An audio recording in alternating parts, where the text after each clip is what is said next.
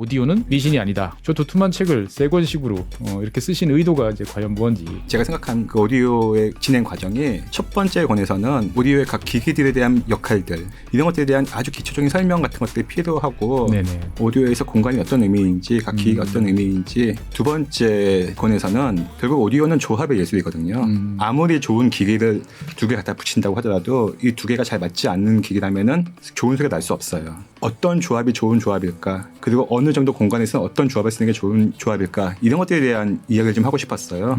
또 그냥 말로 설명하기보다는 실제 오디오를 운영하고 계신 분들 전국을 찾아다녔죠. 취재하고 사진 찍고 소리 들어보고 제가 그 기기들에 대해 설명을 해드리고 하다 보니까 책이 좀 볼륨이 두꺼워졌죠.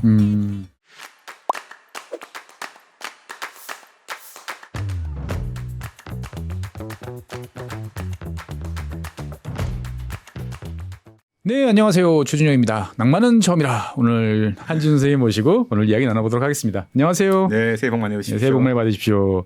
오늘은 이제 뭐 특별한 이제 주제라기보다는 사실 한지훈 선생님을 이제 너무 빨리 모셔오려고 노력을 하다 보니까 이 순서가 좀 뒤바뀌어가지고 오늘은 많은 분들이 궁금해하시더라고요. 이 한지훈 도대체 누구냐? 누군데 이렇게 최 박사랑 같이 여러 방송도 찍고 자주 등장을 하느냐라고 그래가지고. 저만 잘 알았구나 라는 생각도 들고 나도 모르는 게 있는데 약간 비밀스러운 우리 아저씨 한지훈 선생님에 대해서 오늘은 한지훈 그는 누구냐라는 주제로 한번 이야기를 해보도록 하겠습니다. 어디서부터 해볼까요? 일단은 뭐 한 선생님이 처음 저희 코너에 나오신 게 이제 책 이야기니까 저한테도 이제 선물해 주신 게 오디오는 미신이 아니다 3권을 선물해 주셨는데 그러면 이제 1권 2권도 있다는 이야기인데 저 도톰한 책을 세 권식으로 이렇게 쓰신 의도가 이제 과연 무언지 책 소개부터 다시 한번 해주시죠. 보면 블로그에 오디오 글을 좀 올리고 하다 보니까는 점점 독자들이 생기고 그분들이 이걸 묶어서 책으로 좀 내줘라 뭐 이런 말씀을 굉장히 많이 하셨어요. 하긴 저도 한 선생님 처음 만나 뵌 게 이제 블로그에서 이제 봤어요. 그것도 들으시면 되게 이렇게 좀 웃으실 텐데. 사실 그때 제가 생각했던 거는 이제 놀러 가려고 이제 애들 어릴 때였는데 어딜 갈까 그러다 태안에 한번 가볼까. 그래서 태안에 이제 막 태안 관련 이것저것 막 찾는데 난데없이 카페를 하시는 분 이게 등장을 하고 되게 시니컬하게 이제 짬뽕 집은 어디? 뭐 어디? 아니 이 양반은 도대체 누군가라고 했는데. 뭐 보다 보니까 이제 묘하게 이제 매력이 있어서 그게 몇 년 전이죠? 그러면 10년 넘었죠. 10년 넘었죠. 그러니까 정말 옛날서부터 제가 쭉 해왔는데 그러다 보니까 이제 저는 익숙해요. 오디오 책 3권을 내셨는데 저번에 이제 저한테 보내주신 3권은 제가 읽어봤고 이제 1권, 2권 같은 경우는 지금 사람들이 구할 수 있나요? 네, 알라딘에서 팔고 있습니다. 팔고 있고. 오디오는 미신이 아니다. 그냥 계속 그 시즌 나가는 건데 책을 처음 내려고 그러니까 사람들이 책을 내달라고 해서 책을 써볼까 했을 때부터 전 딱 3권만 내려고 마음을 먹었어요. 제가 생각한 그 오디오의 진행 과정이 첫 번째 권에서는 오디오의 각 기기들에 대한 역할들 이 기기는 뭐하고 이 기기는 뭐하고 이런 것들에 대한 아주 기초적인 설명 같은 것들이 필요하고 오디오에서 공간이 어떤 의미인지 각 기기가 어떤 의미인지 그런 것들에 대한 얘기를 해주고 두 번째 권에서는 결국 오디오는 조합의 예술이거든요. 궁합이 맞아야 된다. 네, 맞습니다. 아무리 좋은 기기를 두 개 갖다 붙인다고 하더라도 이 두 개가 잘 맞지 않는 기기라면은 좋은 소리가 날 수 없어요. 그건 지난번에 최 박사님 같이 경험해 보셨고 아주 실감했습니다. 어떤 조합이 좋은 조합일까? 그리고 어느 정도 공간에서 어떤 조합을 쓰는 게 좋은 조합일까? 이런 것들에 대한 이야기를 좀 하고 싶었어요. 두 번째 책은 근데 그걸 그냥 말로 설명하기보다는 실제 오디오를 운영하고 계신 분들 중에서 제가 듣기에 좀 괜찮았던 분들 전국을 찾아다녔죠. 취재하고 사진 찍고 소리 들어보고 제가 그 기기들에 대해 설명을 해드리고 하다 보니까 책이 좀 볼륨이 두꺼워졌죠. 되게 두꺼워요. 두 번째 거는 거의 900페이지입니다. 그러니까요. 890페이지고 세 번째 책은 오디오는 결국에는 오디오는 음악을 듣는 도구잖아요.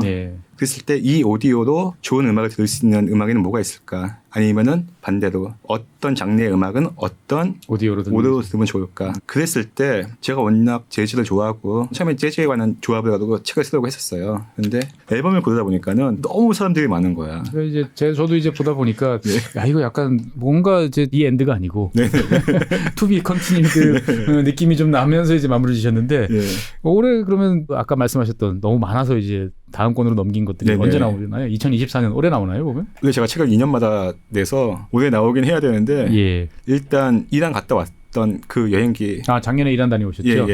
그 여행기 원고를 며칠 전에 끝냈어요. 이야. 일한 그러면 이제 기행문 이게 되게 옛날스러운 표현인데 다만 여행기 유담기 정도 유담기 예. 그건 한 4월 달 정도에 4월 달 정도에. 예. 그리고 오디오는 미신이 아니다 4하고는 올해 제가 여자친구가 생기지 않는다면 나올 것 같고 많은 오디오를 좋아하시는 분들은 우리 한 선생님이 계속 독서 공방을 하시기를 이제 비셔야 될 것 같은데 네.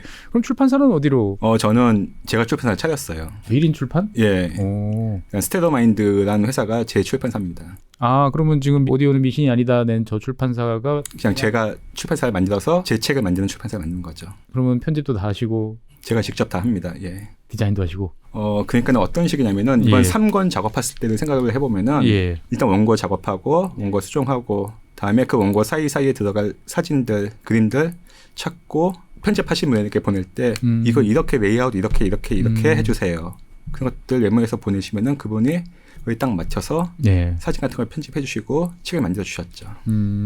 이게 사실 그렇게 커뮤니케이션 해가면서 뭔가를 이제 지시를 해서 뭔가 일을 하는 게 되게 어렵더라고요. 저는 해보니까 이게 이제 나의 의도를 상대방한테 이제 전달하는 게 어려운데 그래도 되게 만족스럽게 책이 나오신 거죠 보면은. 이번 3권 편집을 할 때 다른 분을 통해서 편집자를 만나게 됐어요. 근데 그분이 어떤 작업을 주로 해오신 분이냐면은 우리나라에서 관장님이 가장 돈이 많은 미술관 거기에 팸플릿 작업 같은 걸 하는 도록 작업을 주로 그 도록 작업을 주로 하신 그런 분이세요. 그쪽에서 우리나라에서 가장 인건비가 비싼 그런 분이시죠. 네. 사실 그런 분이랑 작업하는 거는 독립출판에서는 거의 불가능한 일이에요. 거의 불가능한 게 아니고 불가능할 것 같은데. 불가능한 일입니다. 그런데 그 지인을 통해서 소개를 받아가지고 그냥 한번 해봅시다. 그냥 대충. 어디시죠? 이참에 한번 공개하시죠 보면은. 저기 광화문에 사무실에 있는 디자인 고흐.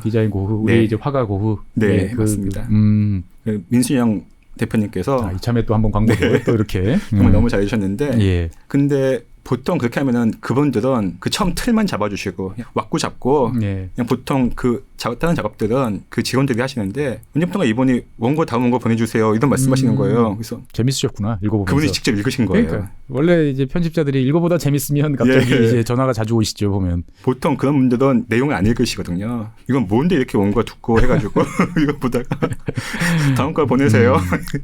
알겠습니다. 그럼 일단은 책은 이제 54년에도 또 나온다. 기대를 해보겠습니다.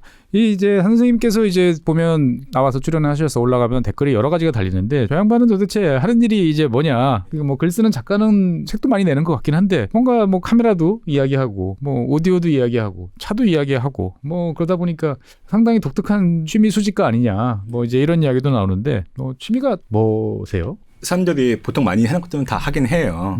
그런데 진짜 그냥 제가 취미라는 게 본인이 그걸 했을 때 즐거운 거잖아요.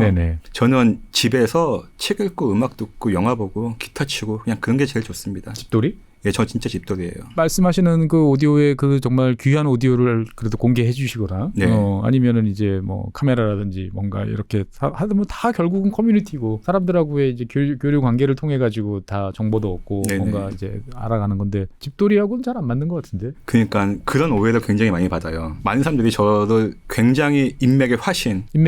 그다음에 이제 핵인싸 뭐 그런 걸로 알고 계시잖아요. 그러니까 이거를 말씀드리면 대충 느낌 오실 텐데 작년에 책을 103권을 읽었더라고요, 제가. 1년에. 네. 그러면은 거의 3일에 한 권씩 읽으신 셈인데. 그렇게 읽으려면 밖에 나가서 돌아다닐 수가 없죠. 그렇죠. 그렇게 많은 분들이 알게 된 이유는 저는 그분을 모르지만 그분은 저를 아는 그런 분들이 오디오 쪽에서는 좀 있고 근데 그분들이 워낙 두드러지는 남들이 아는 그런 분들이다 보니까는 1타는 저기 한 10피쯤 되는 분들이시군요. 그분을 알게 되면 그렇죠. 두루두루 이렇게 알게 되는. 은근히 이제 본인은 그 아싸다, 자발적 아싸다. 그렇게 이제 강조를 하시는데 제가 봤을 때는 아닌 것 같은데. 그런가요? 사실 제일 궁금한 거. 한 선생님 같은 경우는 작가 활동을 하시기 전에는 무엇을 하셨는지 좀 여쭤봐도 될까요? 저는 컴퓨터공학 전공했고요. 석사 마치고 회사 들어가서 일을 했어요. 근데 그때 했던 일이 프로그램 짜는 일이었는데 일반적인 어플리케이션 프로그램이 아니라 스마트폰 생기기 전에 PDA라고 있었잖아요. PDA, 참 추억의. 추억의 PDA, 컴팩이랑 뭐 HP 이런 데 소니도 있고 클리앙도 있고. 그렇죠. 그 PDA 안에 들어가는 OS를 만들었었어요. 컴퓨터 치면은 윈도우를 만들었던 좀 전문적으로 얘기하자면 커널 컴파일하고 디바이스 드라이버 만들고 그런 일 하고 다음에 휴대폰 단말기 그때 막 멀티미디어 데이터 같은 것들 전송하고 그랬던 시작된 게 있잖아요. 시기에 막 이런 거 할 때. 사진 전송하고 사진이 전송돼 막 이런 거 있을 그렇죠. 때. 예. 근데 그런 것들이 다 문자 데이터랑 멀티미디어 데이터랑 필터를 거쳐야 되거든요. 그 거는 필터 같은 거 만들어서 SK텔레콤에 납품하고 뭐 그런 거 하고 다음에 단말기에 프로토콜 스택 올리고 그런 일 하다가 그 전형적인 그 체크무늬 난방 입고 이제 앉아 계셔야 될 것 같은 스타일이셨는데. 그렇죠. 그러다가 이제 학교에서 그 교수님을 하셨다는 이야기도 있던데. 공부 좀 더 하게 됐어요. 그냥 공부 좀 더 해볼까 하다가 어느샌가 제가 학교에서 학생들 가르치고 있더라고요. 예. 잘하셨을 것 같은데 꼼꼼하니. 네, 잘 강의 평가는 좋았습니다. 친구들 막 이제 애들 갖고 오는 거 보면은 막 꼼꼼하게 고쳐주시고 화도 많이 내시고 할 것 같은데. 그건 있었어요. 학생들이 좀 되게 힘들어했던 게. 한 학기 강의가 16주거든요. 저는 14주 강의를 했어요. 이게 무슨 얘기냐면은 축제 이런 거 없어. 축제하면 무조건 보강이야. 저는 전공 강의를 주로 해서 그 데이터 통신이나 컴퓨터 네트워크란 과목을 강의를 했거든요. 보통 3학년 1학기, 4학년 1학기 과목들이에요. 전공 필수 과목들이라. 근데 공대다 보니까는 아무래도 남학생들이 많잖아요. 그러니까 여학생들이 많으니까 이를테면 뭐 식품영양학과 이런 과에서는 상상할 수 없는 휴일이 하도 있어요. 예비군 훈련에. 저는 예비군 훈련일도 보강이야. 그 토요일에 나와. 아니 원래 예비군 훈련이면 그날 이제 다들 이제 예비군복 입고 교복 입고 이제 술 먹고 후배들 이제 괴롭히는. 그렇죠. 그러다가 이제 제가 처음에 아까 말씀드렸던 카페는 왜 하신 거예요? 그러다가 갑자기 현타가 왔어요. 그냥 너무 재미가 없더라고요. 아니 뭐 물론 그렇긴 하지만 세상 사람들이 다 재미없는 일 꾸역꾸역 하면서 사는데 교수를 때려치시고. 예, 그냥 교수가 그냥 때려치고 가르치는 일은 재밌었는데 뭐 다른 일들이 좀 마음 불편하게 하는 일들이 있어서 뭘 하면서 놀까 하다가 제가 커피를 굉장히 좋아하거든요. 카페나 차릴까? 많은 분들의 또 이 개미지옥 같은 곳이 이제 그렇게 시작되는. 그렇죠. 예. 카페 거기 또 공치러 갔다 오다가 이 자리 하면 괜찮을 것 같은데. 그래서 이제 또 난데없이 연고 없는 태안으로 또 가셨군요. 이제 글을 쓰시게 된 건 어떻게 쓰시게 된 거예요? 블로그에 글을 썼는데 독자분들이 굉장히 좋아하시더라고요. 지금은 굉장히 모더릿하게 글을 쓰는데 그때는 굉장히 시니컬하게 글을 좀 썼었거든요. 옛날 딴지 스타일로 많이 쓰셨죠. 딴지 스타일이었죠. 딱 그런 스타일. 그러다 보니까는 호응하시는 분도 많고 좀 그거에 반발하시는 분도 많고 그러다가 책을 쓰게 됐고 아까 말씀하신 대로 그렇게 책을 만들게 됐고 그러다가 머니투데이라는 일간지에 1년 연재했고 연재하셨고 그런 다음에 멜론이라는 스트리밍 사이트 있잖아요. 멜론 매거진이란 그런 웹진 스타일의 페이지가 있는데 거기 팀장님도 제 글을 보셨던 그런 분이세요. 그러다가 제 글을 계속 보시다가 멜론에서 멜론 하이파이라고 고음질 스트리밍 서비스를 시작했을 때 이 코너는 한 선생님이 좀 맡아주셔서 코너를 하나 만들어줬으면 좋겠다. 제대로 좀 해달라. 그래서 한 3년 반, 3년 7개월 정도 연재하게 됐죠. 그래서 이제 그렇게 해서 인생의 역정이 이제 여기까지 지구본 연구소까지 이제 흘러오게 됐다. 그렇습니다. 이렇게 되는 것 같은데 아까 이제 방송 전에 제가 이제 인사드리면서 이제 얼굴이 좋아지셨다. 놀러 갔다 오셨냐? 뭐 이렇게 했더니 놀러 갔다 왔다. 그런데 어디 갔다 오셨습니까? 연말에 그 말레이시아 코타키나발루. 다녀왔습니다. 여기는 주로 이제 가족 휴양들 아니면 종종 이제 많이 등장하는 사이트이긴 한데 가서 뭐 하셨어요? 파도 탔어요. 서핑? 네. 코타키나발루는 서핑하기는 별로 좋은 데는 아니고 거기서 3시간 정도 운전하고 가면은 코타 가서 서핑 하러 갔는데 제가 작년 9월 달에 허리 수술을 했잖아요. 허리 디스크 수술. 서핑은 그게 가능해요, 근데? 될 줄 알았는데 좀 힘들더라고요. 원래는 서핑을 하셨어요? 네, 원래 했었습니다. 뭐 못하시는 게 없어. 그냥 서핑을 좀 좋아하는 편인데 그러니까 양양 뜨기 훨씬 전부터 서핑을 했었는데 허리를 다치고 나니까는 이게 중심이 안 잡히더라고요. 이제 가서 그러면 서핑을 하셨는데 서핑 못하면 뭐 하죠 그러면? 배 깔고 엎드려서. 근데 거기에 코타키나발루가 요가 하는 사람들이 굉장히 많아요. 요가 훈련도 굉장히 많고. 코타키나발루가 석양이 되게 이쁘다. 맞습니다. 그런 동네죠. 그러니까 좀 개발이 덜 된 더 자연스러운 발리의 느낌 그런 느낌이에요. 그러다 보니까는 거기서 마사지 받기가 되게 좋아서 아침 저녁으로 마사지 받고 밤에는 술 마시고. 선생님께서 이제 처음 등장했을 때부터 많은 사람들이 이제 뭔가 뭐 시계 이야기도 하고 또 누군가는 또 뭐 넥타이 이야기도 하고 그랬던 걸로 기억이 되는데 또 많은 분들이 궁금해하시는 게 아니 그럼 글 쓰는데 글 써가지고 이런저런 명품들 이제 하기가 쉽지 않은데 분명히 숨겨놓은 이제 돈주머니가 있을 거다라고 또 물어보시는 또 궁금해하시는 분들도 이제 종종 계시는데 돈은 어디서 어떻게 버시는지 물어봐도 될까요? 실제로 책을 팔아서 돈을 버는 건 쉽지가 않아요. 그렇죠. 책 팔아서는 뭐 그냥 책 팔아서 먹고 사는 작가가 있다면 그 작가는 정말 대단한 작가예요. 10명이 안 될 겁니다. 10명이 뭐야 5명이 안 안 될 겁니다. 책만 파서 먹고 살 수 있는 작가는. 저는 출판사까지 하는데도 그것도 되게 힘들어요. 주식하고 있습니다. 저는. 주식. 오, 전업 투자자. 전업까지는 아니고 그냥 용돈 벌이 정도 하고 있습니다. 주식을 시작하신 계기는? 제가 뭘 해서 돈을 벌까 생각해보니까는 전 육체 노동을 할 수 있는 사람이 아니에요. 몸이 안 좋으시니까. 그냥 허리가 좀 너무 그냥 그렇고 그렇죠. 육체 노동을 안 해봤던 사람이다 보니까는 내가 할 수 있는 게 뭐가 있을까 생각했는데 내가 잘하는 게 뭘까? 숫자는 좀 강해요. 저는. 저번에 언젠가 그런 말씀하셨죠. 요즘에 이제 수능 문제, 뭐 불수능, 뭐 킬러 문제 그래가지고 다 풀어요 보면 아주 신기한 아저씨인데. 그래서 이제 여러 가지 활동을 하고 계시는데 어떤간에 2023년부터 이제 저랑 같이 이런저런 뭐 이야기를 쭉 해주시는데 24년 뭐 그래도 아직 1월이니까 새해니까 새해 결심 한번 말씀해 주시죠. 일단 이란 여행기 책이 나와서 책이 많이 팔려서 돈이 좀 되면은 중고차 한 대 살까 해요. 지금 있는 차들 다 싹 다 정리하고. 어떤 걸 사실요? 자연흡기, 뭐 12기통 뭐 이런 걸로. 제가 너무 사고 싶었던 그 차와 비슷한 차. 뭐 뭔지는 나중에 이제 한번 보겠습니다. 보면 책이 잘 팔려야겠군요. 일단. 책이 많이 팔려야 돼요. 근데 그 차를 사서 제가 그 얘기를 이 방송에서 말씀드리는 이유가 중고 수입차 사서 고생하시는 분들이 너무 많아요. 많죠. 그래서 중고 사면 안 되는 거 몇 개가 있는데 그 중에 하나가 이제 수입차잖아요. 근데 중고 수입차를 어떤 차를 사야 되는지 어떤 차를 피해야 되는지 그런 것들을 제가 차를 사고 차를 고치는 과정을 다 보여드리는 거예요. 그러면은 실제적으로 정말 실질적인 도움이 되지 않을까 고객분들에게. 되지 않을까. 이제는 또 그 카튜버로 또 이제 한번 전향을 또 해보시려는. 카튜버는 아니고. 그리고 또 하나는 며칠 전에 저를 굉장히 보고 싶어하는 분이랑 술을 한잔 했는데 이분이 우리나라 오브리 업계의 끝판왕, 오브리가 반주. 이분이 뭐 하시는 분이냐면은 전국노래자랑에서 기타 치는 양반이에요. 그 양반이랑 얘기를 하고 집에 돌아가는데 이 양반이랑 밴드 하면 재밌을 것 같은데 생각해서 그 양반 꼬셔서 밴드를 좀 한번 해볼까. 밴드. 밴드도 있고 차도 장만하시고 밴드도 하시고 야 좋다. 하고 또 이거는 그냥 아직까지는 생각 중이고 이따가 최 박사님을 꼬셔서 pompo즈를 할까 생각 중인데 지금은 연구소에서 가장 어울리는 컨텐츠는 이거 같아요. 몽골 랠리. 어디서부터 몽골까지 가는 랠리 말씀하시는 거죠? 보면 영국에서부터.